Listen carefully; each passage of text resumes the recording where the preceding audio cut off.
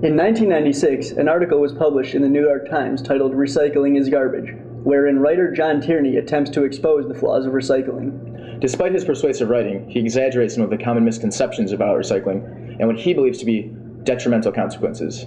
Tierney clearly overlooks many of the important components of the recycling debate. And a scientist will bring to light an accurate representation of recycling and the benefits it brings to society. Lack of recycling is a major contributor to global warming. The burning of fossil fuels to create new products raises the level of carbon dioxide in the atmosphere. Carbon dioxide is one of the biggest benefactors to global warming. Each year, Americans throw away 250 million tons of garbage. That's enough to fill a football field that is 100 miles deep. If half of this were recycled, the resulting reduction of CO2 emissions would be equivalent to taking 33 million cars off the road. Humans have had the greatest destructive impact on the environment, but in recent years, many developments have been made to try and reverse our devastating effects. One of the biggest and most important movements being recycling, but this new habit is actually a thing of the past. The practice of recycling dates back as early as 400 BC. In hard times, things like jewelry and coins were melted and used for weapons and other necessary goods. During times of distress, new materials might have been scarce, making the recycling of waste necessary.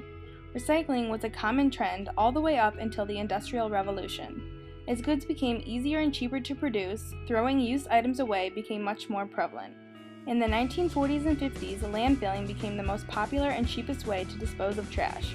But as waste started covering more and more land, there was a greater public awareness and rising environmental consciousness. Nevertheless, in the 1970s, recycling became more popular and drop-off recycling centers were established. A big environmental movement had begun. To find out the public standpoint on recycling today, we decided to do a little research of our own. Do you recycle? Yeah, pretty much. Yes. Definitely. Yes, definitely. I do. Yes. I try. You try? I try. What types of materials do you normally recycle? Paper, metal, glass, plastic, everything but styrofoam because I can't do that in Lansing. Pretty much like my cereal boxes, cans, aluminum cans, and milk jugs, things like that. Paper products. Yep. Tin.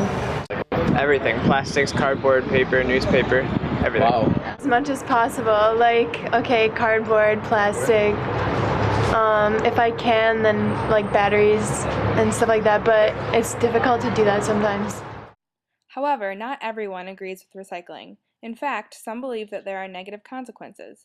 In his article, Recycling is Garbage, John Tierney states that recycling may be the most wasteful activity in modern America, a waste of time and money, a waste of human and natural resources. this radical view is seen throughout his article, and it has taken root in American society, as can be seen in our wasteful habits.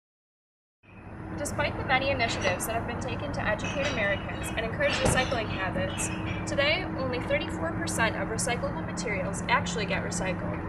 This number needs to drastically increase for the health and well-being of mankind and planet